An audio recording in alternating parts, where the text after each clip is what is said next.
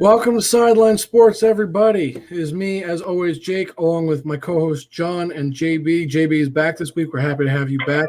This week, we're also joined by Adam from Golden Card Breaks. Adam, happy to have you on the show again. How you doing? Good. How are you? Thanks for having me again. I'm good. Guys, we have so much to talk about. I was talking to JB before the show. I said, it's like the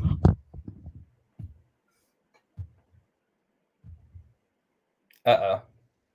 Wow.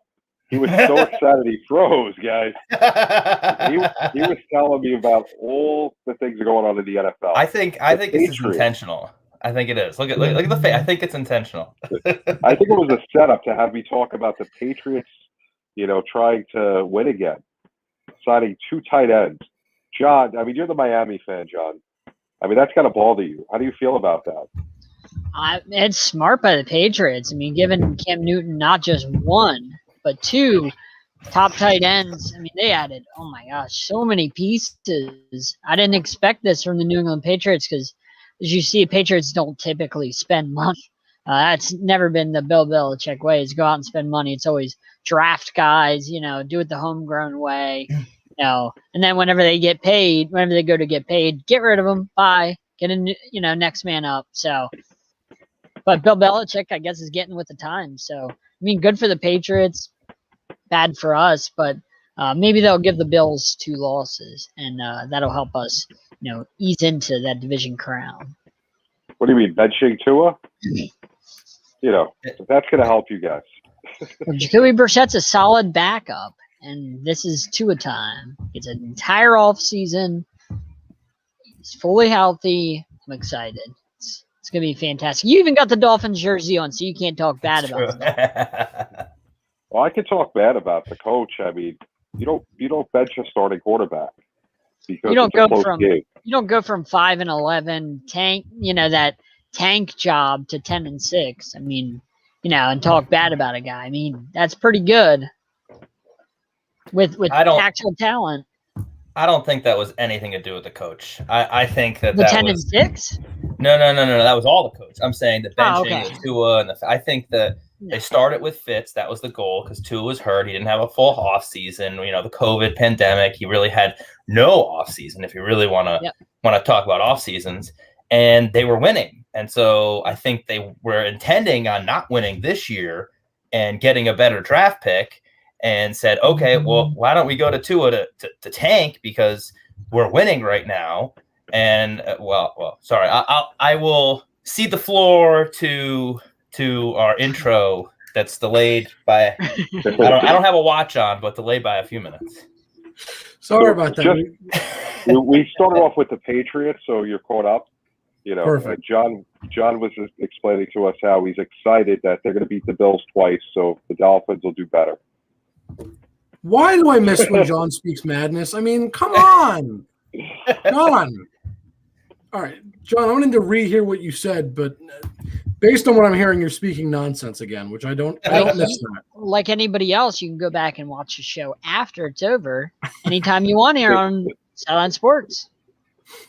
I definitely will. But so what's going on, John? Do you think that the Bills are gonna lose twice to the Patriots? It gives them 2 more losses, as if they need it because we're still gonna win the division anyway. Once we're done with free agency and the draft, we're gonna be scary. So, and the Giants are gonna win the next Super Bowl while we're at it. They won 2 in your lifetime, so 3. 3, I guess 3. I forgot you're older than the rest of us. 4, my friend, 4. You're a little older than the rest of us. And then the 2 miracles. Oh my God! Some of us weren't alive for all of those. John, let you know. John, I'm worried about you. You missed out on some great teams.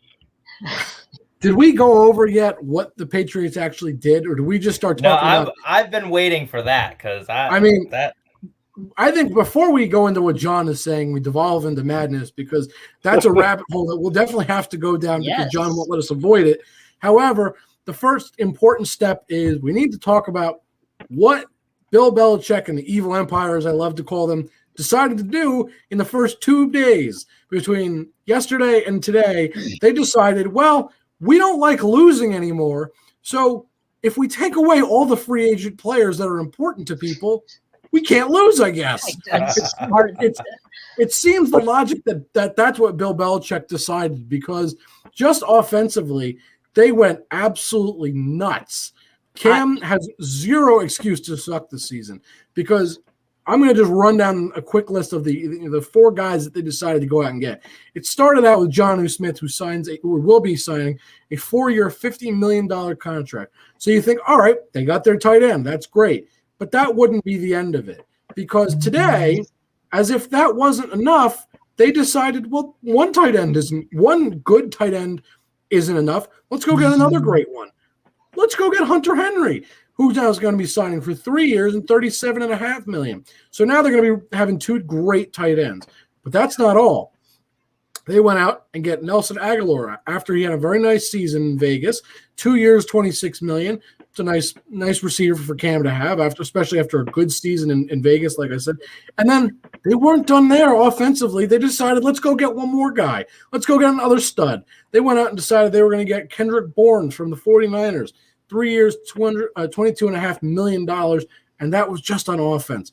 Bill Belichick decided, I'm not done there. I'm going to fix my defense too. 2 guys that highlighted the free agent frenzy of just the Patriots alone. They went on defensive back Jalen Mills, 4 years, $24 million, get him away from the Eagles, and Matthew Judon from the Baltimore Ravens, edge rusher, 4 years for $56 million. He's not bad. To the New England Patriots. He's really good.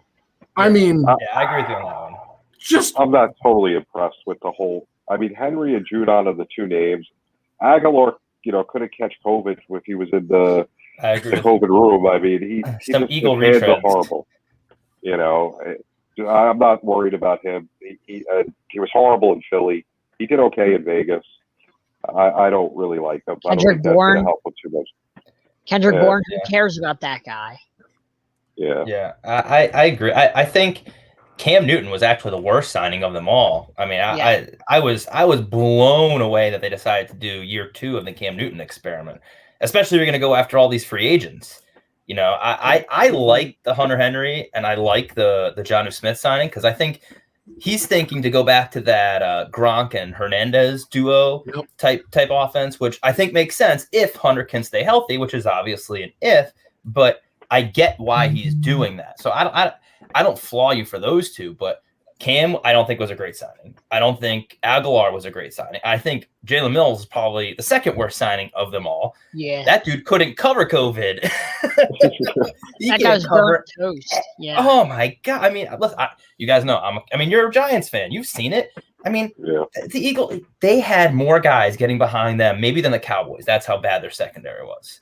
So I don't know if the Patriots are going to be that much better. I think they'll be competitive, because last year they weren't even competitive, but a lot depends on Cam Newton. And I think everything depends on Cam Newton, because the offensive engine starts and ends with the quarterback, and he didn't only look bad. He looked like, he couldn't pass. He couldn't run.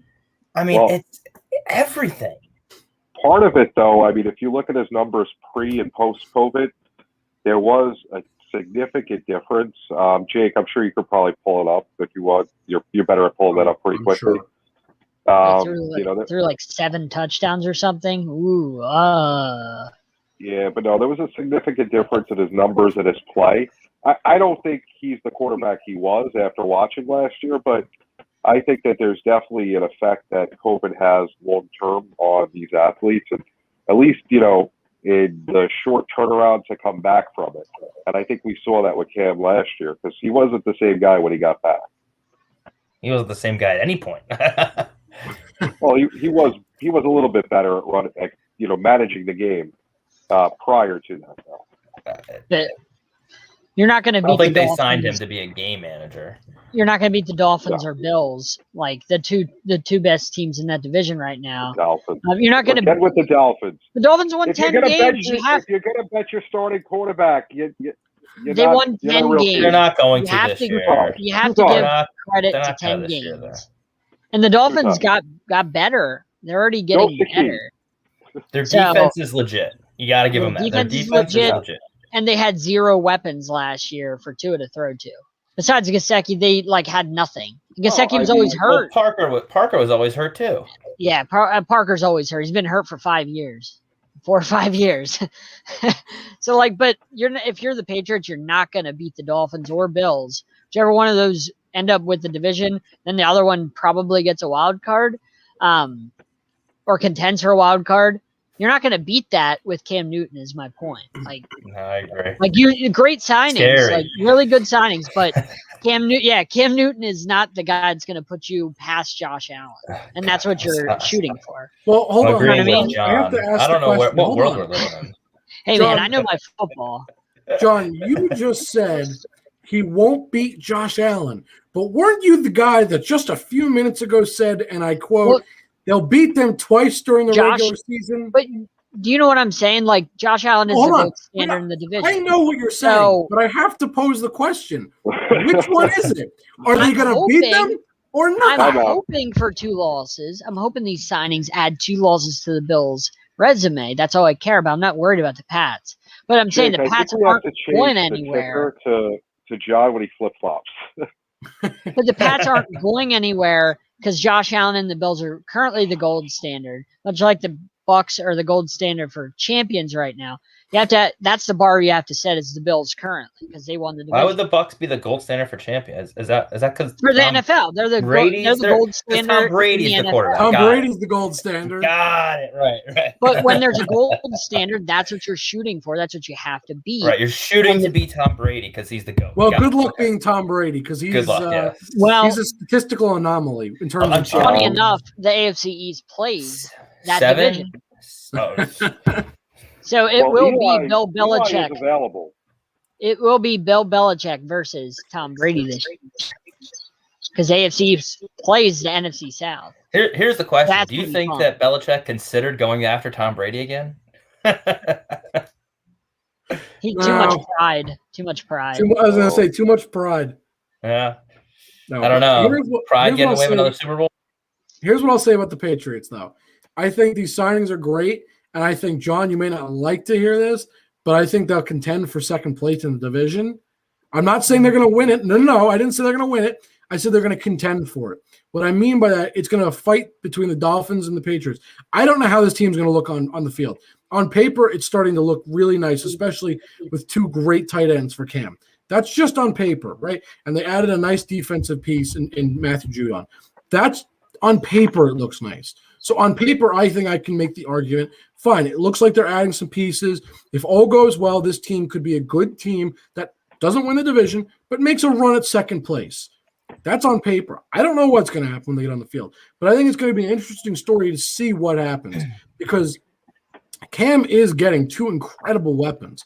And if Cam ever had a chance, now I don't think he was the right quarterback. I think I would agree with what you guys said. But if there was ever a chance for him to revive his career, kind of like I said about Carson Wentz when I said he was going to Indianapolis, right? If there was ever a chance for Cam to fix what happened last season, get back on the right track, this seems to be it because I said before the show with JB, I said, if the Patriots suck again, it's on Cam Newton. Last season, I can blame a lot of things. He's one of them, but I can put some blame on Cam. I could put it on the defense. I can put it on just the offense as a whole, his receivers and other things like that. If they suck this season, if they don't win, at least fight for a playoff spot, really get a playoff spot. It's on Cam Newton because I think any other guy in the league would be clamoring to have that kind of offensive firepower because the truth is, think about it. Hunter Henry is going to garner a lot of attention when he's on the field. He'll probably be double covered because he's a big, strong, physical tight end, and he's a great receiver as is, on top of his size, physicality, all that. So that's going to open up some of the offense for the other guys that were signed and other guys that are going to be on the squad. And that's not to mention the fact that there are rumors that they're looking to get Chris Carson possibly. And I don't know what's going to happen there, but there's rumors of that. So the point being, there's potential here, and if it's not unlocked, that falls on Cam Newton. And I do think they will fight for second place. I'm not saying that they'll win it. I'm just saying that they'll have a chance at it. Can we dismiss this notion that Jonnu Smith's a great tight end? Can we just dismiss that right now, please? I wouldn't say he's a great tight end, but I think you just said he's a great tight end. No, I said Hunter Henry's a great tight end. You said two great tight ends. What? 2 great tight ends. Let me read you his stats because the flip-flop, we'll talk about flip-flopping. It's not the summer yet, so you can't wear flip-flops. Jonnu Smith never broke 50 catches, never hit 500 yards, and before this past season, he never passed 3 touchdowns. 3, 3, and 2 were his touchdown totals in his first 3 years. And then he had 8 this year, which is great. 8 touchdowns. Oh, you can get 1-yard touchdowns. That's fine. But he's never hit 500 yards, never hit 50 catches. The highest amount of catches he has is 41. And they signed him to that big of a deal. And we're saying, oh, what a great signing. And the guy was a great signing. So are you saying that Bill Belichick is not the master of personnel? As I'm just saying, if we're looking at Jonnu Smith as a great signing. For these 6 look at those stats. Super Bowls? What's that? So we're saying that Bill Belichick doesn't know how to bring in personnel? He's never I told you at the beginning of the show, he's never gone through free agency to build his team. It's always through the draft. It's always these no-name guys like Malcolm Butler who come up and you're like, oh, who's that guy? And then he's a big star. And then as soon as it's time to get paid, bye-bye. No, he's actually going through the free agency for the first time really in all of his career. He hasn't done this. It's not been the Patriot way. They don't spend money on guys. Now they're shelling out money like it's on Halloween.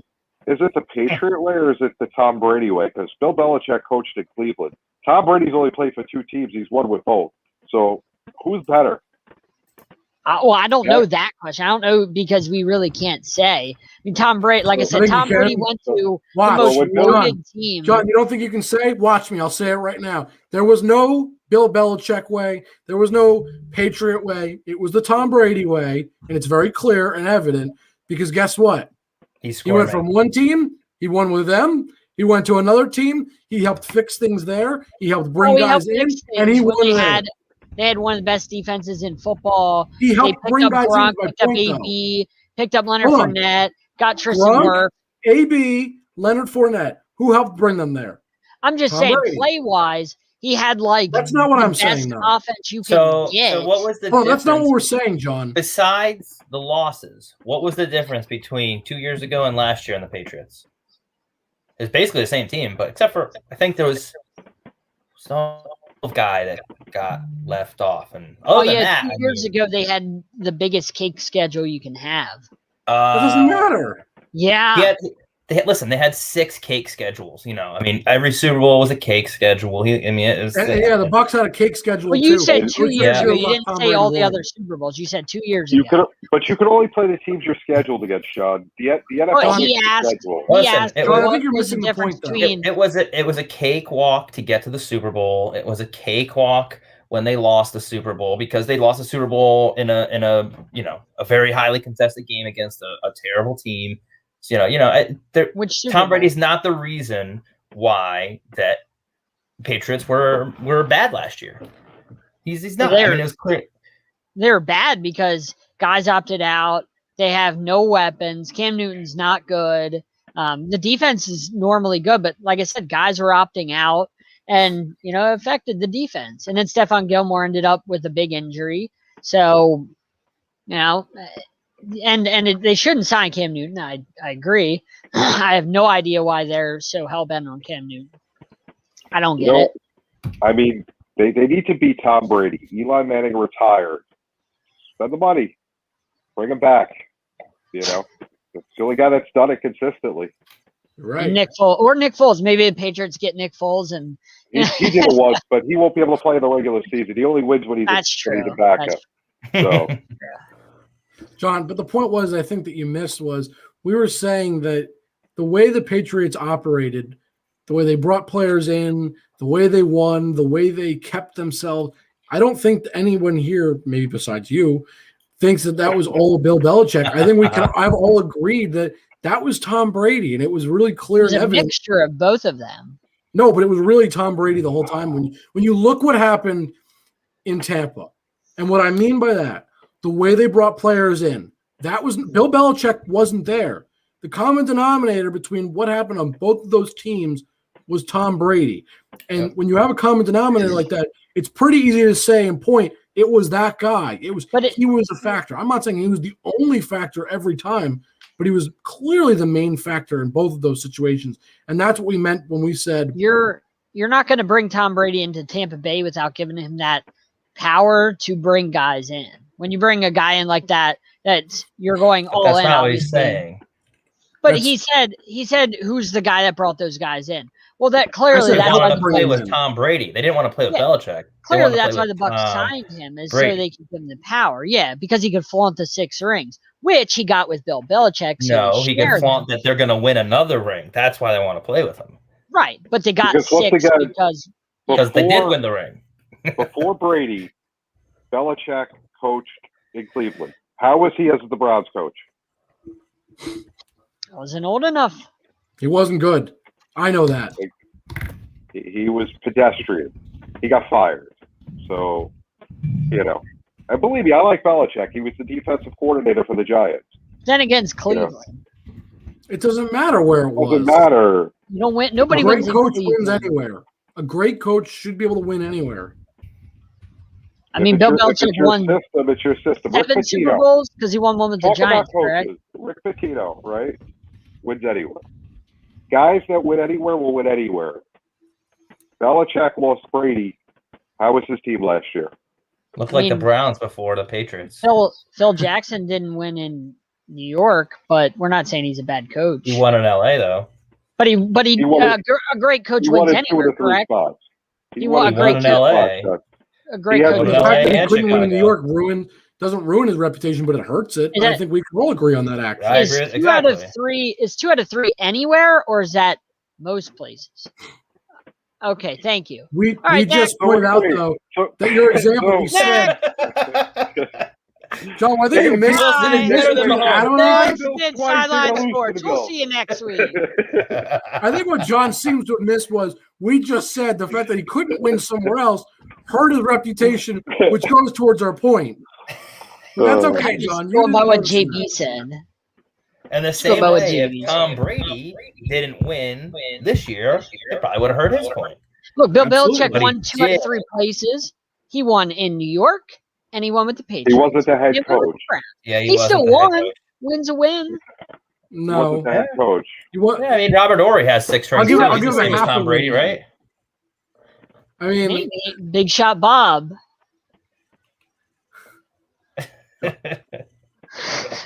Hey, they don't win that one championship without the ball getting punched back to him, and he shot over, I believe it was Vlade Divac. No, hit they the got 3. One. All right, enough about this. There was a lot more in free agency. We're not going to be able to go through all of it. 2 major other stories that you got to bring up. First of all, non-free agent related. Drew Brees retired, so there's not much to talk about that, but it just kind of has to be said. Drew retired, which is sad, which is going to lead into a story of its own. But first ballot. First ballot. Definitely first ballot. Not even a question. Forget about that for a second, though. What does New Orleans do? Are they going to play Taysom Hill at quarterback, really? Or are they going to give Winston the keys? I don't want to see Taysom Hill play quarterback if I'm a New Orleans fan and think we're going to do anything. I don't know. From what I've seen, funny enough, they've signed both quarterbacks, or they're actually, they did. I'm sorry, they did. Yeah, they've re-signed. The Taysom Hill contract was ridiculous. I don't understand that, but that's irrelevant. I don't want to go into that. It was so bad. It's all voidable. A real contract. It was avoidable. It was stupid. But you do that, and then you go out and get Winston. From what I heard, there's going to be a competition for the quarterback. Yeah, but I don't know what they think is a real quarterback in New Orleans. Like, do they think Winston is? Do they think Hill is? You don't think Winston was a good listen? No, I think Winston's worth a shot. The guy that I'm threw for 5,000 yards. I'm saying the Saints. I'm saying the Saints' perspective. I don't know what they think.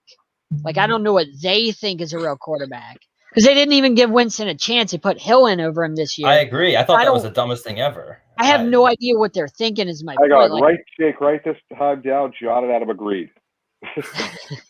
I agreed with them earlier in the show, too. I was like, oh, my God. I think I had too much to drink tonight. John, don't say what you're about to say. I don't remember having anything. I'm wearing off on you guys. No, you're not. Shut up. Wearing off. No, but from what I've heard, there's a little Stugatz in everyone. There's a little Well, John, no. The Saints expect to have a competition between the quarterbacks. I don't understand it. If it were up to me, I'd choose Jameis all day. I mean, I like Taysom Hill as a utility guy, and he's really great at that, actually. I mean, that's $140 million utility guy. No. Hold on. Avoidable. No, but what I was going to say is I know that's not a position, but he's great when they use him that way. But I think if I'm in that position, it's clear. You sign Jameis, and maybe you bring back Taysom Hill on a small contract to keep him as the utility guy, backup quarterback, whatever you want to give him his position. $16 million signing bonus this year and $16 million signing bonus next year. That's a lot of money for a gadget guy. I want to know what he has on the GM or, I think it's more of a we've invested so much into this guy. Let's at least give him a shot, because if you look at the free agent market, I mean, honestly, at this point, what else are you going to do? Sign Cam Newton? It's like, I mean, you make a fair point. Quarterback wise, there's really not a lot. It's going on. Barren, so it's like we'll sign Andy him. Dalton, what are you guys talking about? He's right. They backed themselves into a corner by going all in on Hill by franchise tagging him last year. Right. Exactly. And then they had no choice. They don't really have anybody to draft this year. They're not in position to do that. So it's like I get it from that regard, and I also know from reading the contract a little bit, being the accountant person that I am, that there is a lot of cap maneuverability that goes into this. That's why it makes it a little bit of I kind of get it. I think they really just want to give it a shot because, again, last year it's the same thing. There wasn't a real off season. You don't have OTAs. You don't have the camaraderie. You're not with everybody like the same thing that you are in a regular off season. So I think that it's almost like, hey, we've got nothing else to do. Why don't we just give it a shot? Because if it works, it works. If they catch lightning in a bottle, like geniuses. Well, and on top of that, they have the defense. Their defense is in position. So what else do you do? Do you start a rebuild at this point? Or do you say, hey, let's try to catch lightning in a bottle and, maybe we can beat Tom Brady this time and get to the Super Bowl? Like, they're close enough to where it's either you break it down or you take a shot in the dark. And I think that's it's worth taking a shot in the dark, though. I do too. The roster they have, you may as well. Right, and that's why I don't think I think Cam Newton's a worse signing. Is I guess kind of where I'm going. I think that's worse than this. If they hold out for a couple more years with this roster, if they can hold it together, the cap's going up in a few years. So if they can hold this together, which is a pretty good roster, then maybe in a couple years they can start to sign guys, and free up some money, and then maybe get better. And in a couple years, Brady will probably be gone, or John, we've said that probably the past how many years? 15 years. Still here. I mean, John, I'm right there with you. I'm as hopeful as anybody.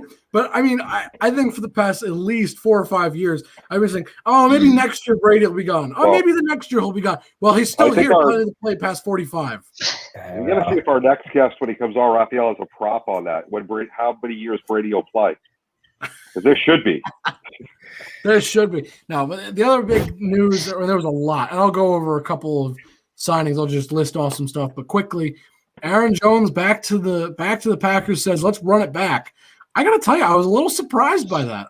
Shocked. I didn't see it happening because of the limited cap space that the Packers had. They had absolutely nothing. I mean, they were one of the lowest. I think they were 29th out of 32 in the whole league. I mean, they were almost dead last, and they still on a big contract too. It's not like a small deal like they just gave him a couple $1 million. No, he got paid too.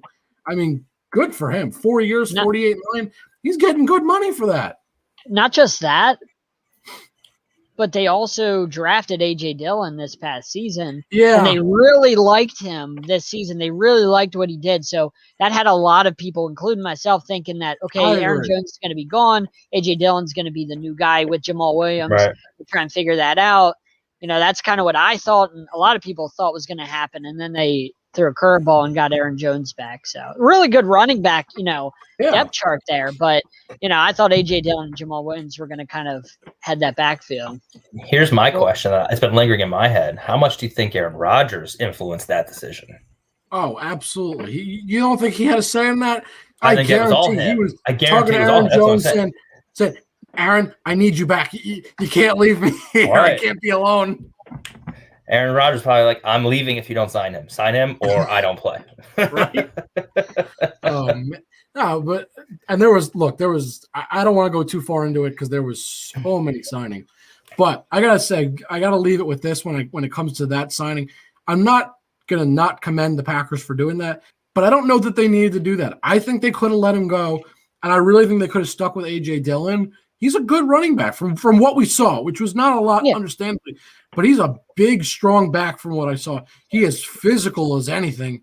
Guy's got quads almost bigger than Saquon, I think, and that's saying a lot. Anybody that watches Saquon knows that's what we know him for in New York.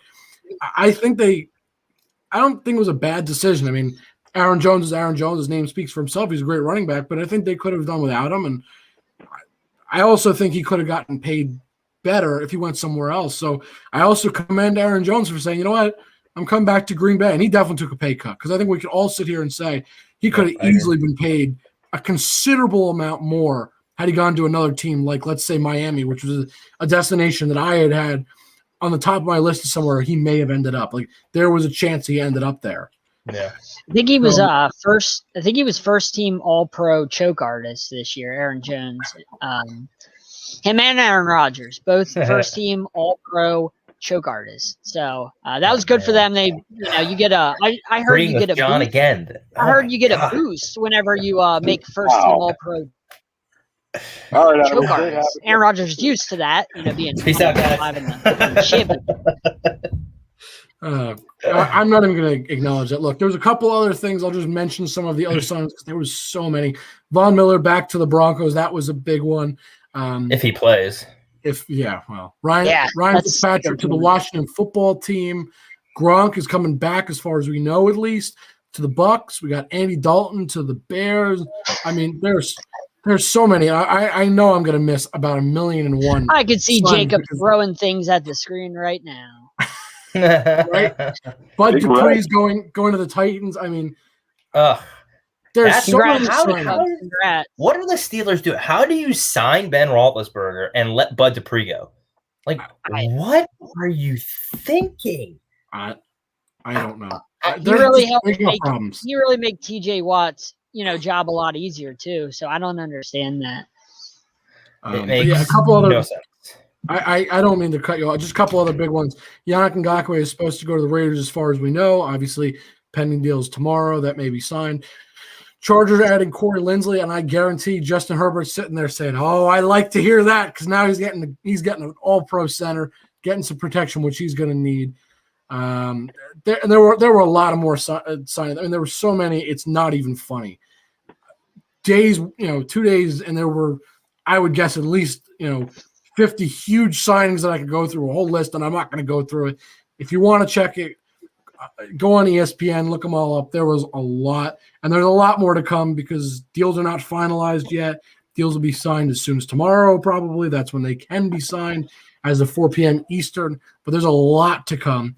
But that's going to lead us to our next guest because we're going to bring back a guest that we've had a couple times now, Rafael Esperazza, who I guarantee, Rafael, you've got some prop bets about guys that are going to be signed, how many contracts are going to get voided or not signed. I'm sure you've got 1,000,001 prop bets regarding this free agency, let alone everything else going on.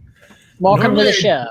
Normally, I would do a lot of NFL prop bets, but I give the NFL March 16th or the month of March 2 number one fingers because we're talking. It should be college basketball. We should be talking about signings. The Super Bowl was last month. I could give a rat's booty what backup quarterback got signed, a running back got signed. Let's face it, Aaron Rodgers told the Packers to sign that running back. I don't care. Give him the moon. Sign that quarterback. Dupree going to leaving Pittsburgh. Let me see. Ben Roethlisberger will sell the Pittsburgh Steelers for 15 to 20 years after he's done. Dupree ain't going to sell the Pittsburgh Steelers when he hangs up his jersey. So you have to look at it when these horrible signings you see with Gronkowski getting a 1 year. I mean, let's face it, the Texans are getting Taylor and a 1 year deal as a quarterback. Yeah. It's just this is March. I hate to tell the NBA fans, the hockey fans, the spring training baseball fans, the NFL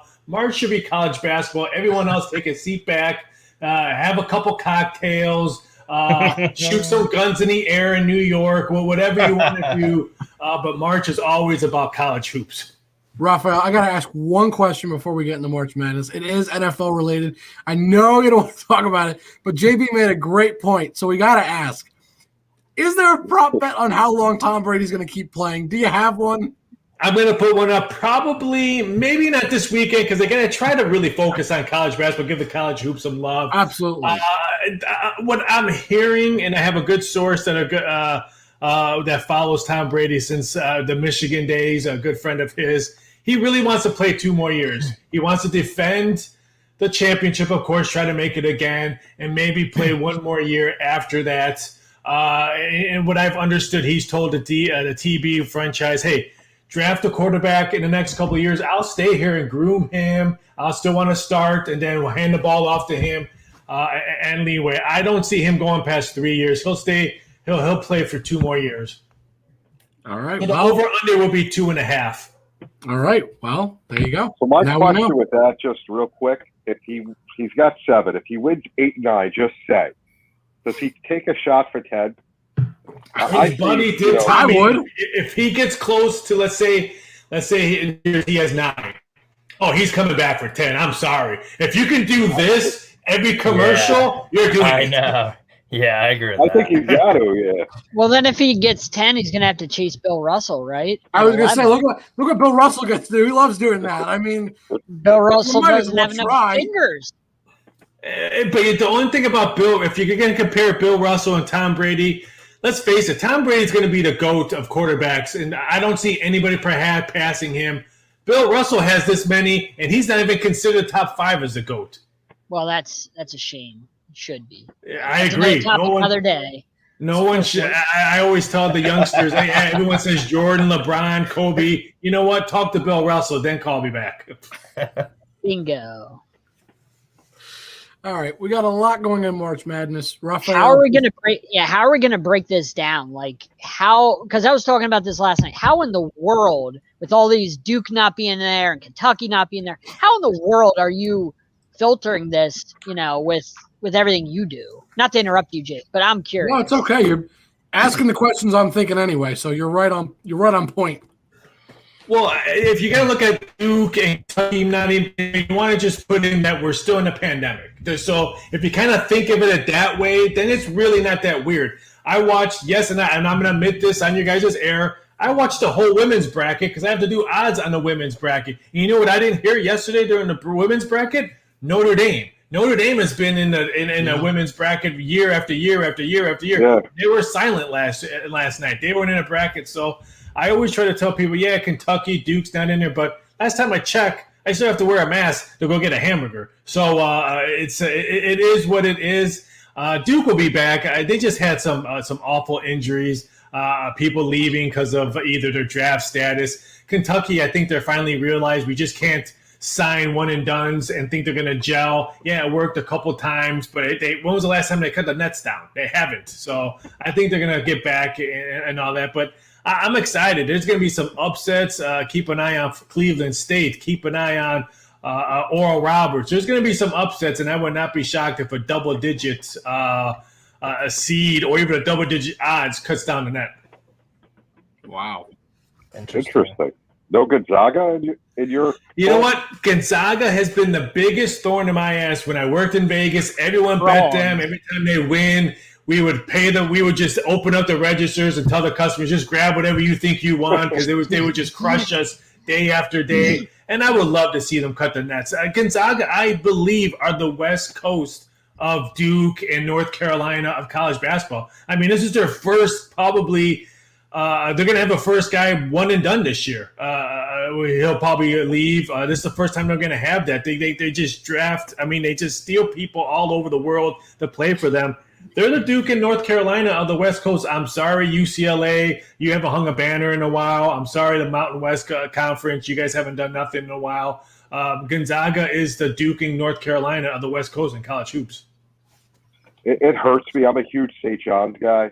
We turned down the NIT invite along with Duke and Kentucky and a bunch of other teams, all the Big East teams that could have gone there.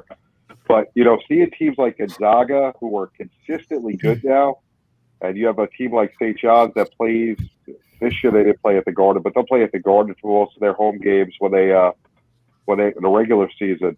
It's scary to see a team like Gonzaga do what they do. It's so impressive.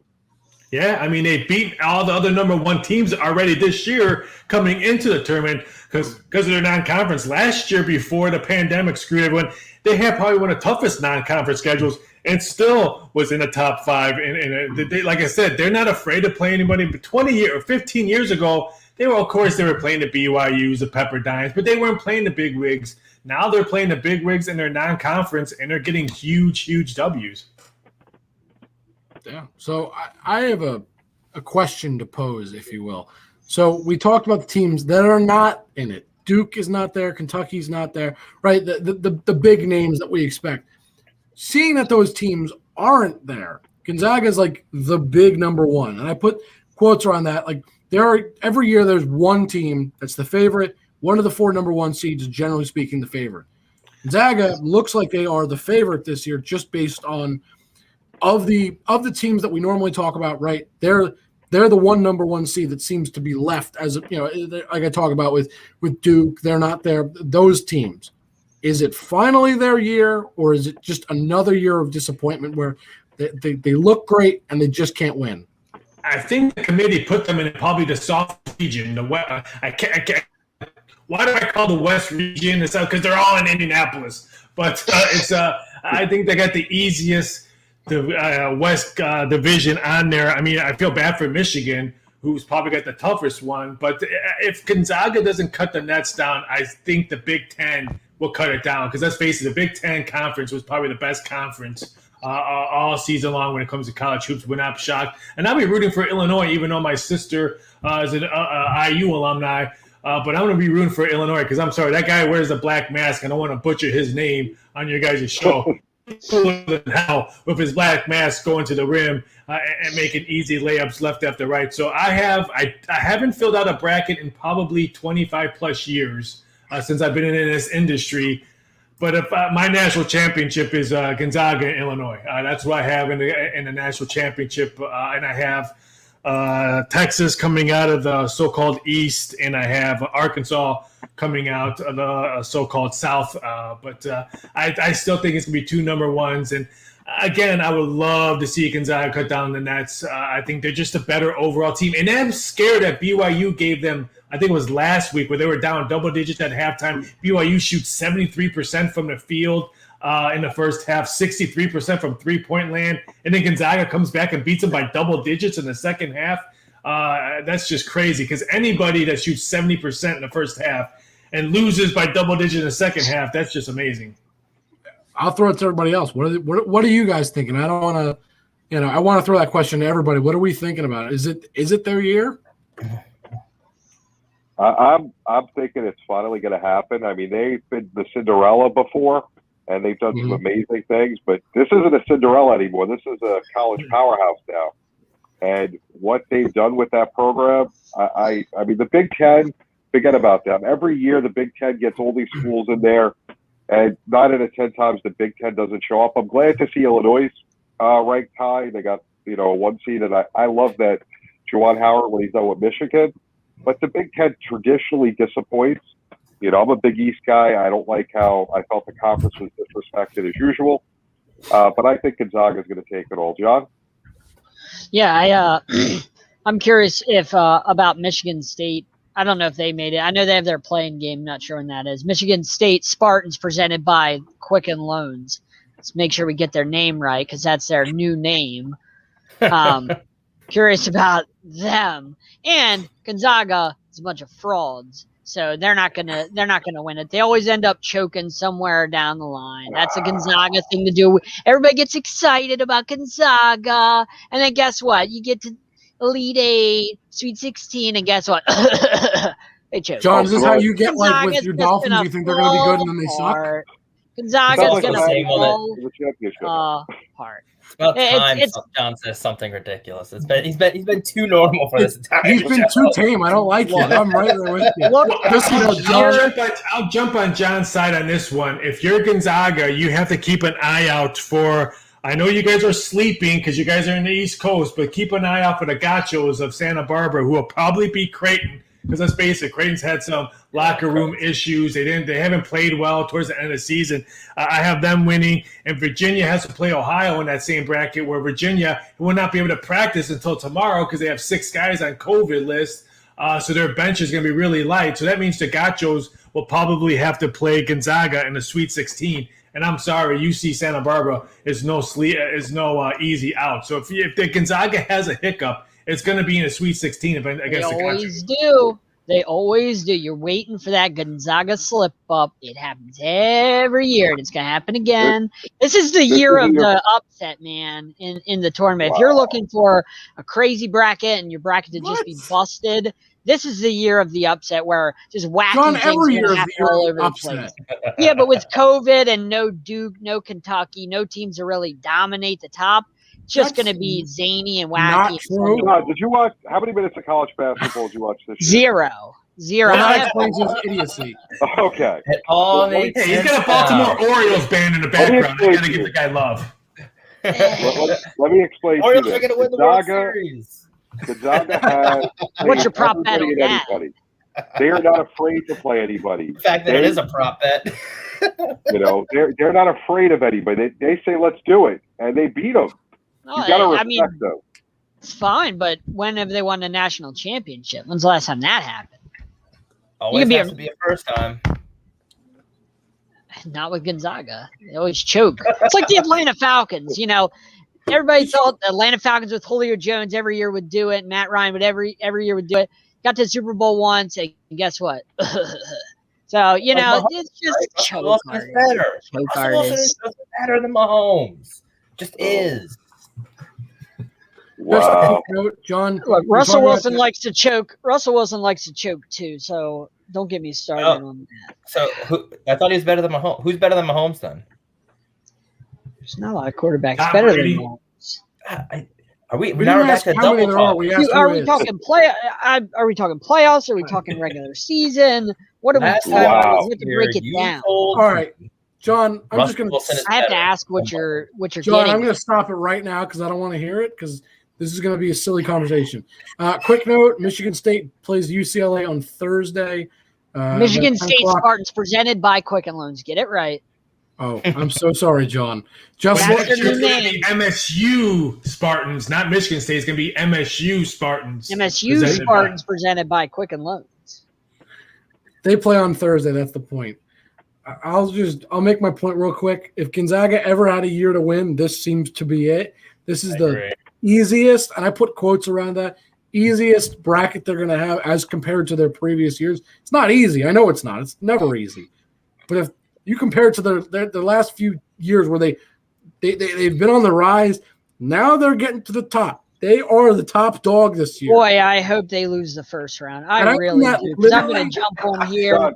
And it's going to be. I didn't say they're going to. Hold on. I said if there's a year, this is their year. What's that, JB? How many one seeds have lost in the first round, John? Nobody else has. One. Exactly. It ain't happening this year. It's never going to happen. Gonzaga, I'll never forget that game either. They've played everybody. They've beat everybody. They are going to go far. Will they win the championship? I think they will, but it's the NCAA tournament. Not having to travel once we get to the tournament, I think that's going to start changing things up. Deal. Because everyone's in the same state. So I think strange things can happen, but it's Gonzaga's tournament to lose. I agree with that. It is, and we do have head-to-head matchups. What number one team is going to lose first? Everyone's betting Baylor, which I kind of agree with them. I agree I think they're probably the soft. I don't want to say the softest, but they had to deal so much just to get here, being off for almost a full month of not playing basketball because of COVID.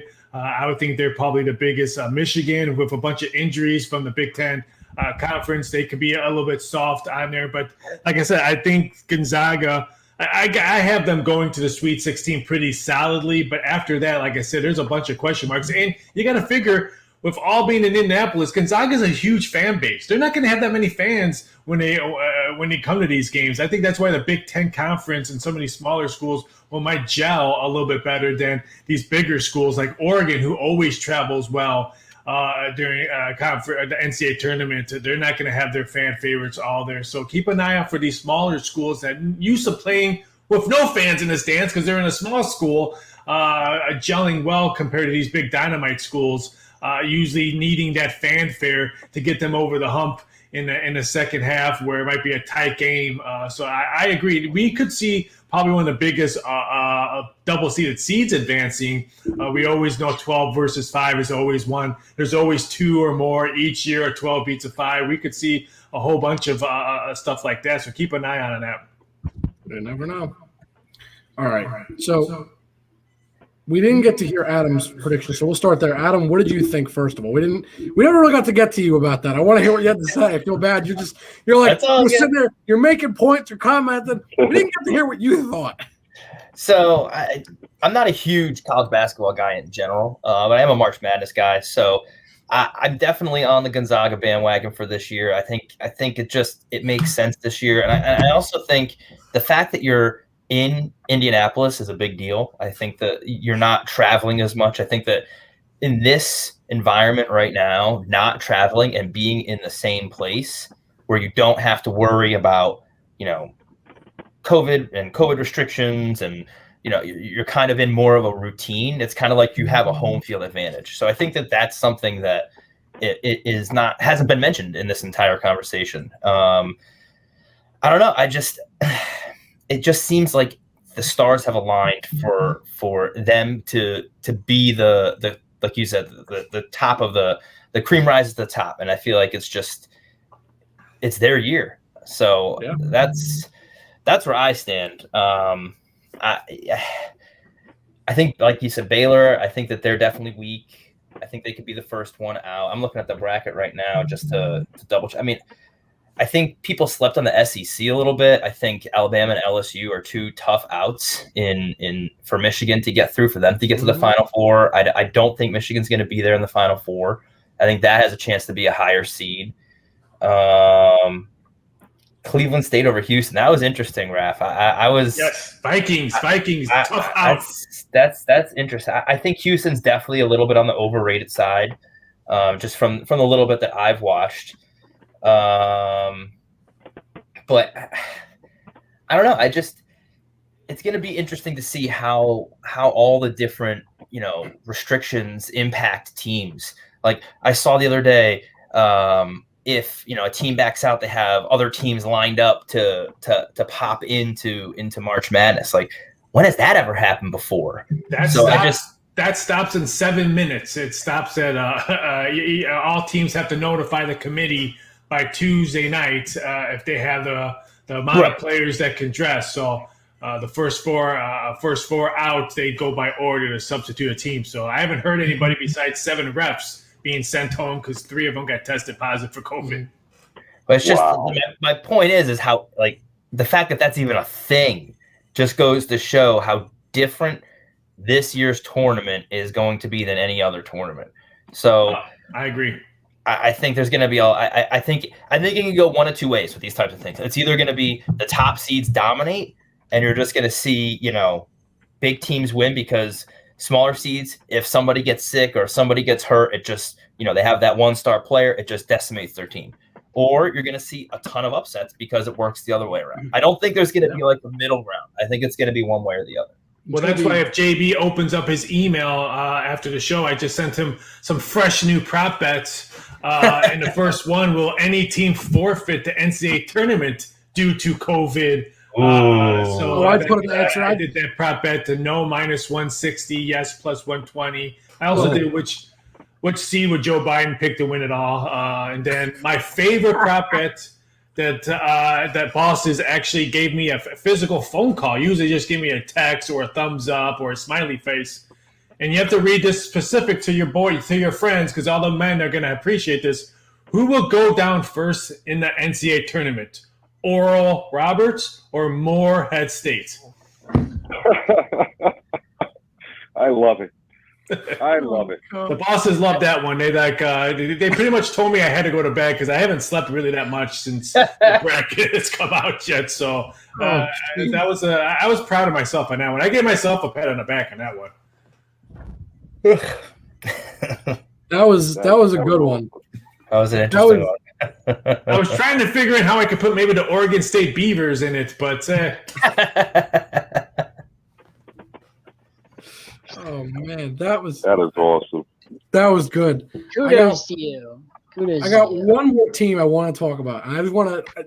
I only mention them because they're close to home because they were playing in the Garden recently. Patrick Ewing's Georgetown.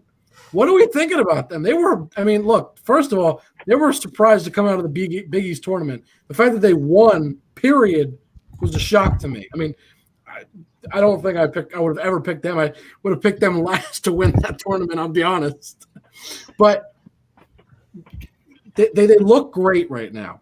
They've caused some upsets. They look like they're getting a little bit hot. They're on a roll. I'm not saying they're going to win everything because they're not. I know that. But do we think they're going to make a little bit of noise? Maybe get through the first 2 rounds, maybe. I'm not saying they're going to get too far. We think they can make a little bit of noise, maybe make some upsets? If they watch the tape of Oregon State beating Colorado, then yes. But one thing, if you look at Georgetown and look at the last couple of weeks, how they were playing like how Patrick Ewing was playing when he played for Georgetown, when they had Mutombo in the center when they played for them. They dominated the paint, they out-rebounded, and they were getting tons of second chance points. It was a totally 360. If you watch their games at the beginning of the season, they're chucking threes left and right. They're not taking the ball down low. They could care less about free throws. They went from total 360, and they're one of the scarier teams I have. I mean, not only in their last 10 games, they won 8, but they're 8-2 against the spread. So for my book, they're winning and they're covering. So that's putting money in a lot of people's pockets. I like them against Colorado +5. And I think Joe Public will probably bet Colorado because they're going to look at it. Ooh, it's a Saturday game. Ooh, I'm going to take the higher seed Colorado because Georgetown shouldn't have been there. They're 13-12. Boo hoo hoo. I would not be shocked if the Hoyas walk away with the straight-up victory against the Colorado Buffs. I'm with you on that. What are you guys, everybody else, what are you thinking? Dude, they smashed Creighton. Like, they didn't just win. They smashed them. I would not be surprised if that's a 12 seed that goes far. I've watched zero college basketball this year. I thought that was on a loop. But the NCAA tournament's lightning in a bottle, and Georgetown, if they can continue it next week, what they brought last week, or this week, I mean, as they brought last week, they could be trouble. That the 12 seed, good spot. Big East, good competition. They've already beat good teams. That's what you hope for. Maybe they'll win as many. Maybe they'll win as many national championships as Patrick Ewing has NBA titles. Ouch! That was mean. Wow. He had to go through Jordan. He would have had rings if the Jordan wasn't playing. He had to go through Jordan. Just like Karl Malone had to go through Jordan. I will say this: as a Knicks fan during the Patrick Ewing era, John, it wasn't Patrick Ewing's fault, and before this year. Back to the Patrick Ewing era, we would take Patrick back any day compared to any of those teams. So, so don't ever disrespect Patrick Ewing. It was Houston's horrible contract. You guys had that crushed the Knicks. You had a good team late 90s. You always played us in the playoffs. You just got beat. Tim Hardaway's team. I'm not going to say anything. I'm let JB take care of this. You weren't even born when that was happening. Just because I wasn't alive does not mean I don't know what happened. I know plenty. You're scaring me, John. You're scaring me. Hey, look, the Heat were better than the Knicks late 90s. We always beat you guys in the playoffs. Always. Yeah. Lonzo Morgan, Tim Hardaway, Eddie Jones. Always beat you guys. Always had your number. Get out of here. If it wasn't for a BS fight and Jeff Van Gundy hugging a leg. That's typical Jeff Van Gundy. Low class garbage, those 90s Heat. We'll move along. Low class with W's over you guys. Wow. And what'd you do when Jordan was playing? Exactly. Well, Jordan beat everybody. Exactly. Jordan beat everybody. Well, that's why Charles Barkley was better than him, right? You had your chance against Reggie Miller. Just saying. We're not going to talk about Reggie Miller, okay? We're not even going to breach the subject of 8 seconds of hell. I played talk about choke. Yes. I I'm going to blame Spike Lee for that loss 100% because Reggie Miller does not like to get talked to. You don't go after a guy like that, you know. And if you ask Spike Lee, he would say the same thing. I sat next to him at a bar at one of Michael Jordan's events in Vegas, and someone asked him that, and I overheard his answer. And he says he takes full blame for Reggie Miller blowing up the Knicks right there. And he says he tells the Knicks fans all the time that that's my fault we lost that game. And you know what? I respect him for it because I truly believe that because Reggie didn't like to get talked to like that. He was a great competitor. And that was like one of the worst losses that I've ever seen. You don't poke the bear ever. Just period. Never. Just. Jake, have you watched that like 8 seconds or whatever? John, like I don't want to talk about it any more than I have to. I just want to know if you've seen it. If not, go on YouTube and check it out. John, of course I know what happened. It's the only reason I'm going to say anything. I don't want to talk about it because it hurts as a Knicks fan, even though it wasn't even. I wasn't even think it was a thought yet. To my parents, let alone alive. Since you weren't alive for those, I'm going to give you the 2 worst Knick losses I saw. You tell me which was worse. Charles Smith not making the layup, not going up strong, or Reggie Miller. You pick. I would say Reggie Miller. That's just me. They were both Miller. Reggie Miller is way worse. I don't know how it's not Reggie. I don't think it gets worse than that. I mean, I wasn't even alive, and I still feel pain about that. I didn't experience that firsthand. I watched replays. I saw recording. I saw stuff. I didn't even experience it, in my own life, and it still hurts. I don't know. Charles Smith hurts to me a little bit more because at least I respected Reggie Miller. Charles Smith was just so soft. It was a killer. Yeah. Poor Charles Smith. I know. I feel like we're picking on the poor guy now. I go up strong. Yeah. Well, all right. I don't think we have anything else about March Madness unless somebody else does. Nope. No. All right. So, Rafael, I appreciate you coming on. Anytime, guys. Find your stuff because I know there's a lot of bets you got going on. You guys can go back and talk about the NFL on March 16th and feel happy about yourselves. But last time, you guys should be talking about the XFL and the CFL merging together, and probably going to be the NFL pretty much what the NBA does to their G League. The XFL, CFL is going to be the NFL G League pretty soon, which I'm hearing that the NFL will probably put some money into that. So you guys should be talking about that, not about free agent signings with 1-year contracts for Jameson, who can't even afford crab legs with that 1-year horrible contract that he signed with. Wow, you went crab legs on him. That's crab legs. Where can everybody find you, Rafael? You can find me on Instagram at VSI.Sports. You can find me on, Instagram, Rafael Esperazza, Twitter at VSI.Sports. You can find me at DocSports.com, and all my lovely adult version prop bets over at mybookie.ag. You guys have a fantastic evening. Stay safe, everybody. And I'm sorry about your Knicks losses, and I'm sorry for being a Bulls fan that you guys brought so much pain to the Garden. Thanks for joining us. But you'll be a playoff team this year. Knicks going to the playoffs team. Did a story of the year in my mind because nobody expected what they're doing. And who would have thought Derrick Rose would probably be the big reason why that they make it? Not because of his points, his assists, but what I've heard from teammates in the locker room, what Derrick Rose is doing, and after games and taking the young guys out and showing them the ropes and how to be an NBA athlete. Hats off to the Knicks. Wow. I'm glad that the Knicks are finally, I hate to use the word irrelevant, but good, probably going to make the playoffs, playing better ball, because it's good for the league. They don't suck. It's as simple as that. They don't suck. They don't suck. That should be your slogan. New York Knicks. Hey, we don't suck. Hey, no, actually, we don't suck anymore. Let's not go that far. You guys have a great week. Have a good one. Yeah, thanks for joining us. All right, now we can talk some basketball. Now that we're on the subject, JB, take it away. So last night, Nets had a close game against the Knicks. What did you guys happen to see that game or the ending of it? I did, and I don't want to talk about it again. It's just another painful Knicks thing I don't want to have to talk about. Well, that was a huge game. I know. It's just the Knicks caused me so much like pain. It's not even fair. That's part of being a Knicks fan. That's why, the Nets moved to Brooklyn. I was able to jump ship legally because my home borough had a team. So it's not like I abandoned the Knicks. It was a legal move. I'm not a traitor or anything like that. But, the Knicks, I'm so glad that they're good because I think it's good for New York to have two really good teams. I mean, the Nets are buying their way to the championship where the Knicks are more developing what they have. I think R.J. Barrett was a great pick. I know everybody wanted Zion in New York. They hoped they had the luck with Patrick back in the day. But I think RJ was a great pickup. But what happened last night with that Julius Randle thing?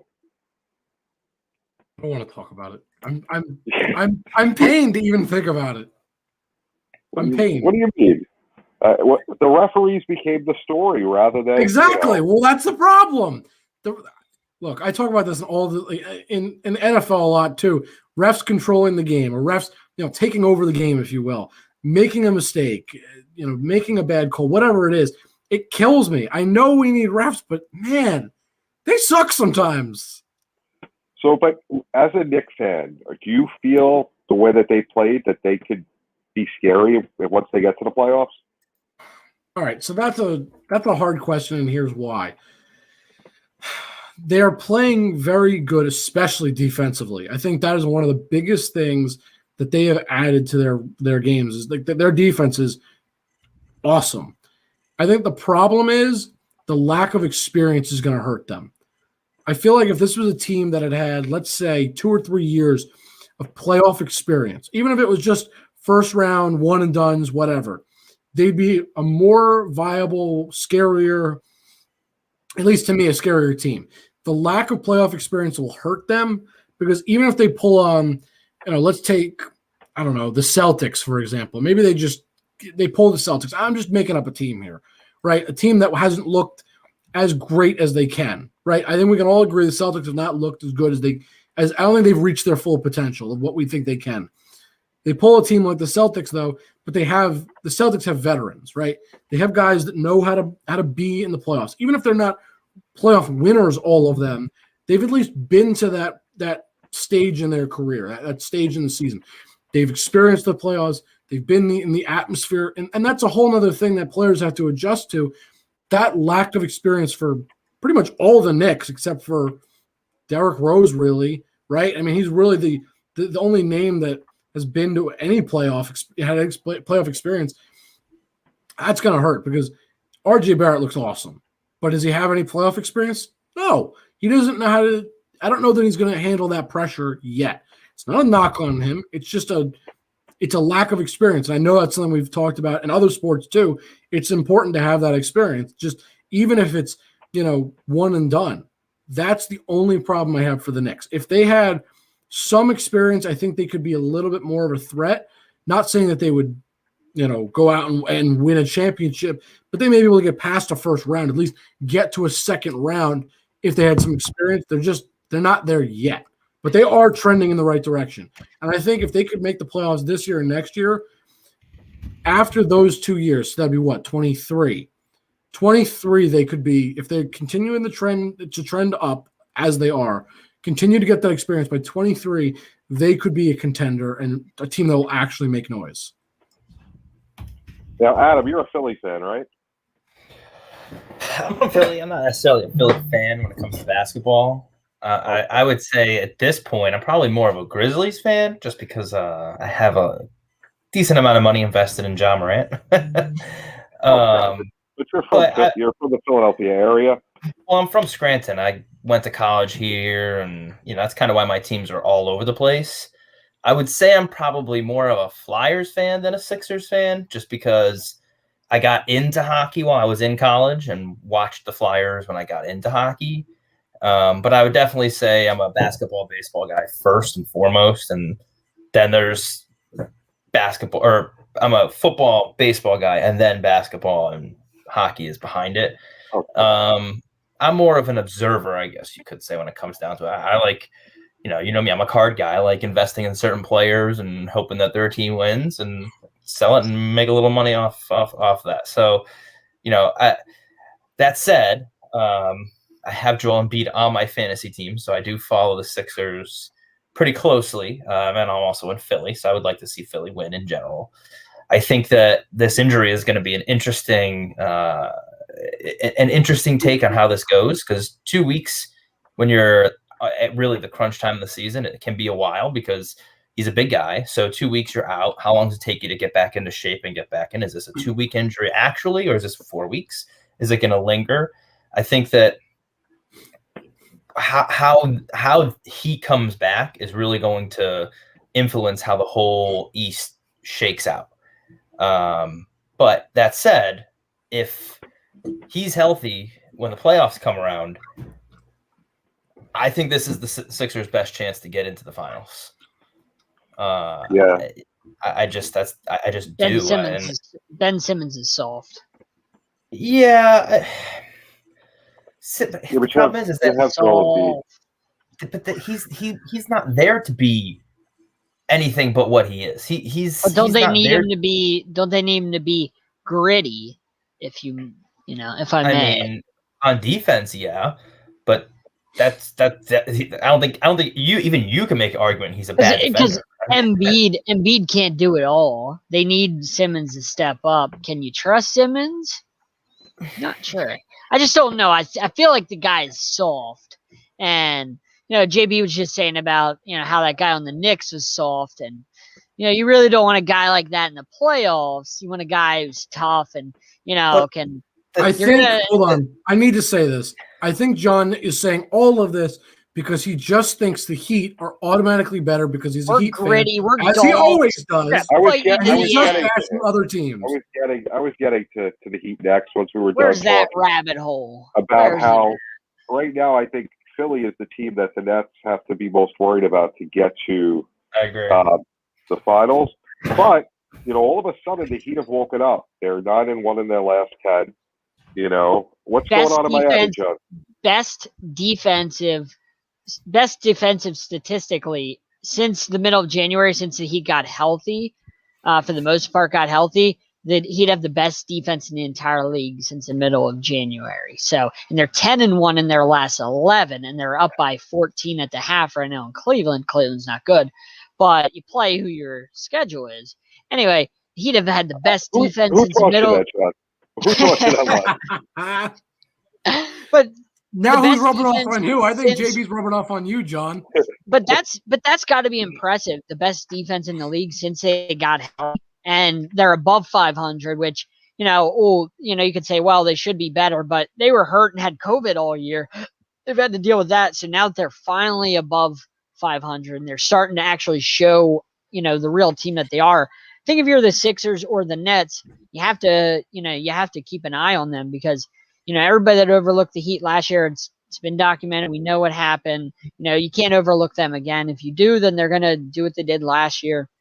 Sixers, I like what they're doing with Doc Rivers. Doc Rivers really brings that toughness to the team that no offense to Brent Brown, but Brent Brown's not the same as Doc Rivers. And I was calling for years for Brent Brown to be gone because that's a team with a lot of talent.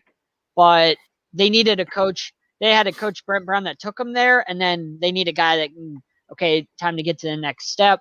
That guy's Doc Rivers, so I like that signing. It's just my question is Ben Simmons. It all hinges on him because Embiid, he's going to show up, but Simmons, is he?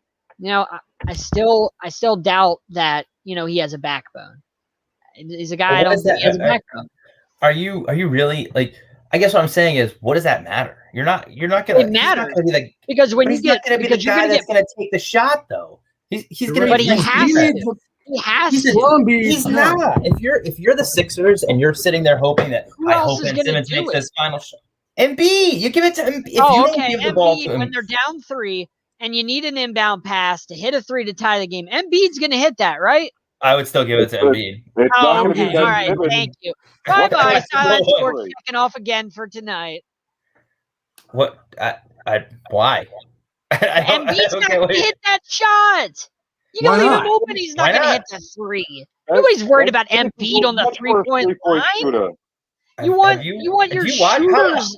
You want your shooters on the line. I'm not worried about Embiid out on the wing. I'm worried about Embiid down low.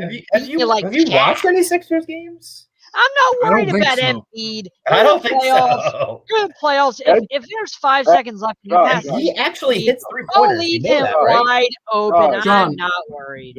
John, you know what his field goal percentage on threes is right now? 286, John. He's not taking a 3-point to tie the game. Hold on. John, do you know what his I'm not worried about Embiid. You know what his 3-point percentage is though right now? Take a guess. I just want to hear a guess. I have no idea because it could be literally anything. He could take 2 threes this year. I'm just a lot more curious. than that. Okay, just so you know, his 3-point percentage is one of the highest in the league.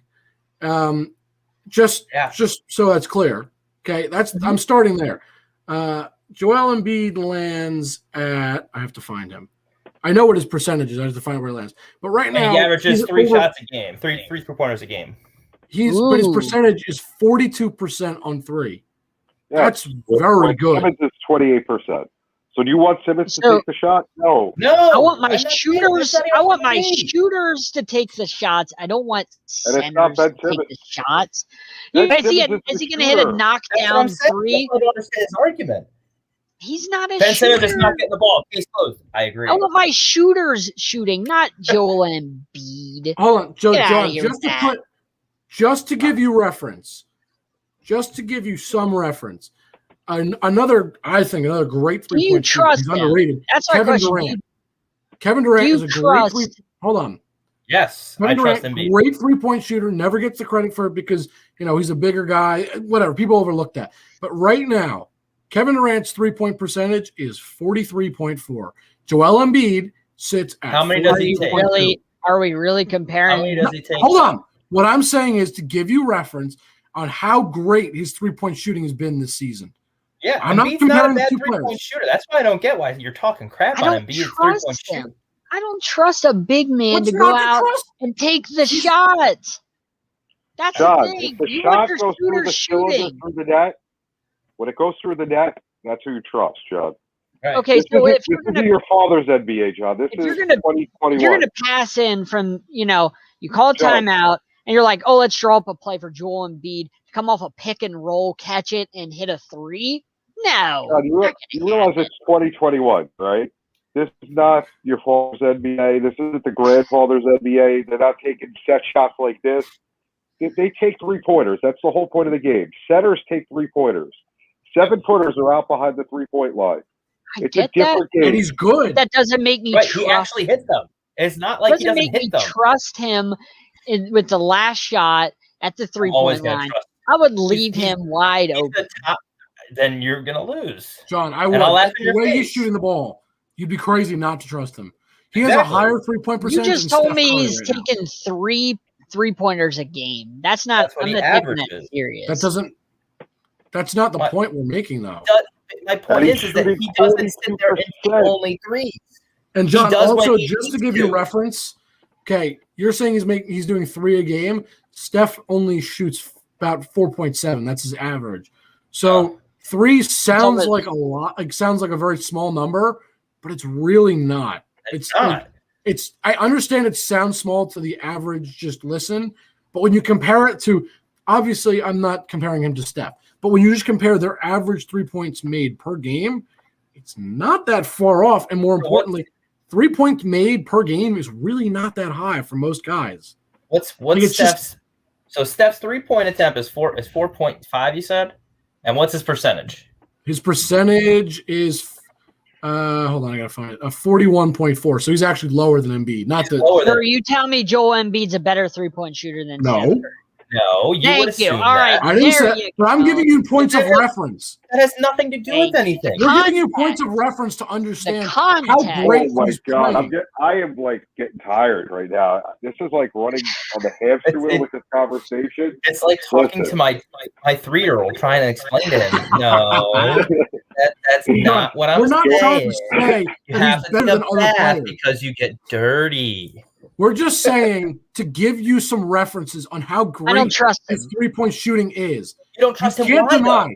He makes 3-pointers. If you're he telling is making me them as great as anybody else, He looks if you're good. telling me the 42% is great and you're comparing it to Kevin Durant, Steph Curry, but you're saying the 42% is not better than the 41%, What? how does that make sense? No, you're missing what we're saying. Why is his 42% not as good as a 41%? That's not what we're saying. You asked us, is he a better three-point shooter? But you said Steph Curry's a better three-point shooter, even though he has less. Definitely a better three-point shooter. You asked, is he a better three-point shooter? And if I went career by career, Steph is clearly better. Close. But that's what you asked. You asked, is he a better three-point shooter? If you asked me this season, is he? I'd say yes, actually, because the numbers say he is. But if you ask me point blank, is he better? I interpret that as overall in the career by career, comparing the two, who's better? Well, obviously, Steph. Steph is one of the best three-point shooters ever, period. Yeah, and that's clear and obvious. We know that. But when you compare him to Joel Embiid this season, Joel Embiid is shooting better by percentage. It doesn't mean he's a better overall three-point shooter, for his career. It just means right now he is. But the reason I brought it up was to give you reference to a guy that is an elite three-point shooter. Because if you understand, okay, Joel Embiid has a higher percentage right now, and he's shooting that well, it makes you think, wow, maybe he would take a three-pointer in a clutch situation. Right. You obviously don't watch the Sixers games because he legitimately is a three-point threat. If you have your attitude of let him go, we'll let him go, and then you're down by like 9 points because you're like, I guess I don't know it that well. You haven't been watching any film. You don't watch film. Look, that's all it comes down to. You don't. Look, I'm just saying, I don't trust the guy. I can leave him open. I'm fine with that. The 42% clearly is not as good as the 41%. So, oh my God, it's gonna be fun when we make him eat his words. Another one. Ate my words last year, didn't I? Ate my words last year, right? Sixers made the finals last year. You already forget that you said that Wilson was better than Mahomes, but we have that on tape, so. That's true. They're both great quarterbacks, but Wilson does choke a lot in the playoffs. You just had are you going playoffs or are you going regular season? Oh, yeah, whatever. It's like arguing with him is like arguing with us. It's like this. He takes our exact he takes exactly what we do to him and does it back to us. But when we do it to him, he doesn't realize it. Okay? you just took exactly my argument when you said, when I was talking about Embiid versus Curry. Well, obviously, overall, Curry's better. You just did the same thing with the Mahomes versus Wilson. How do you not understand exactly what I'm doing? I'm saying if you compare season to season, it's different than career to career. Oh, my God. One for one on threes for the night. There was I'm 1 for 1. My 3-point percentage tonight is 100%. So I'm the best 3-point shooter in the league. What? I just knocked down a three. I just swish with that shot. Swish. That was one of the dumbest. John, no. What are you saying? When the voice of sanity is saying that was dumb, we're in trouble. We've devolved into a whole other area. Look, man. He says it every week. I don't care. Listen, all I'm going to say on this show is the voice of sanity. Okay. You know who's the first ballot choke artist? Drew Brees. I said it earlier in the show. You guys didn't catch it. First ballot choke artist. And who's the first ballot nutcase? Hold on. I got to say this. That Drew Brees is a choke artist. The NFL, John, you're not allowed to answer. Out of 2 shots in the Super Bowl, you're going to tell me that wasn't pass interference against the Rams? He lost. John, I'm going to ask one question, and you can't answer. Adam and JB can answer. Who is a first-class absolute nutcase? John, you can't answer. John, you're not allowed to answer. Adam and JB can answer this question. Who is it? Blind first class, baby. It's very hard to answer that question because I'm used to talking to 3-year-olds and 5-year-olds who. But they're not nuts. They're just young. No, but they have the same logic in their arguments. So I'm a little bit. By that logic, John, you're basically a 3-year-old. Hey, using your arguments, you're a 3-year-old. Hey man, I take what I can get. If I'm a 3-year-old. Now how the heck will go with this? What he's happy about is now he's very young. He's young at heart. Lots of potential. Young at heart. Oh, jeez. You never lose that kid in you, man. You always, you're always a kid. You always watch your cartoons and and all that All right. stuff. Never lose a kid in you. I think this all means the show is about to end. This has just gone way off the rails. This went from talking about Joel Embiid's 3-point shooting to John talking about I'm always a kid at heart and I watch cartoons. Kid at heart, man. Oh man, inside you, John. I'm not even trying to say you're wrong. I'm just pointing out how we went from Embiid 3-point shooting to being a child at heart, which has no connection whatsoever to anybody that would hear that we did that. Life comes at you fast, man. Do you hear Jimmy, John? I don't hear anybody. I hear the voices. I hear the voices like right here. John, I think you have just convicted mine, yourself as a total loony. I don't know if that's you guys talking or mine. I'm not sure. I hear John, voices though. You need to hear Jimmy, John. If you can't hear Jimmy, you know. Jimmy Johnson? Oh my gosh. One of the reasons Dan Marino retired. Thanks a lot, Jimmy Johnson. John, go to the tape, John. Go check out Billy Ho, okay? Okay. I think this episode is. I think we're done. I don't think I can continue this because we've gone so far off the tracks. John, I'm just going to make it quick. John, where can they find you? Because we need to get you to stop talking as fast as possible. You can find me BlueHawks13 on Twitter. NBA Carousel Monday nights 8 to 9. Best team in the league, the Heat. Talk about them on there. And stop letting him talk. And then NFL you Carousel. gave it to him. NFL Carousel in the fall. It's Alex Fleming and Eric Wilson. It was a mistake letting him throw that stuff out. Adam, where can they find you? You can find me on Facebook, Golden Card Breaks 11, our website, goldencardbreaks.com, Instagram, also Golden Card Breaks 11. JB? So first of all, if you're interested in any type of cards or you don't know much about them and you want to learn, definitely check out Adam. I love his site and Appreciate it. frequently there. Great business. But JB _ the program. We've been a few weeks off. They'll have some new episodes in a couple of weeks, but definitely a fun show, John. I missed this the last 2 weeks.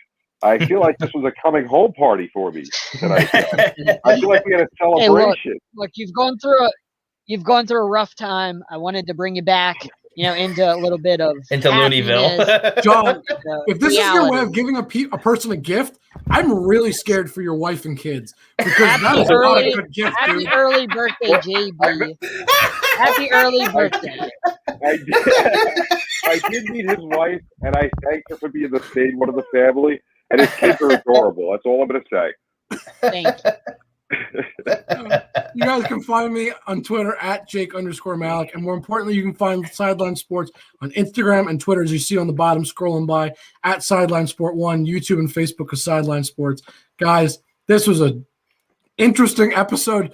John, thank you for that gift to JB of bringing back your absolute madness to end this episode, because that was John.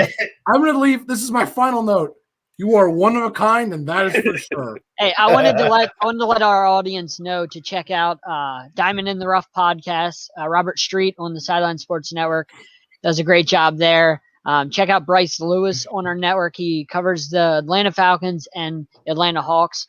We can send you a link for that. Check out Jacob Christner. I guess that's how you say his last name for on the Sideline Sports Network. He just came out with his new show tonight. Just debuted that. Pundit. Perch Gridiron with Matt and his team on the Sideline Sports Network. Check out Wyatt and Vern, their show, Squad Pod Sports. So you're going to want to check out all the stuff. Brian Snowman in the Morning. Don't want to forget about Brian. Snowman in the Morning. So check that out. These are all great shows on the Sideline Sports Network. You're going to want to check out all the great content that we have to offer. So check out Sideline Sports, and then you can find those links. We'll drop them on Facebook and all our other sites. That was the first same thing he said all night. And on that note, thank you guys for watching Sideline Sports, and we'll see you next week. Have a good one.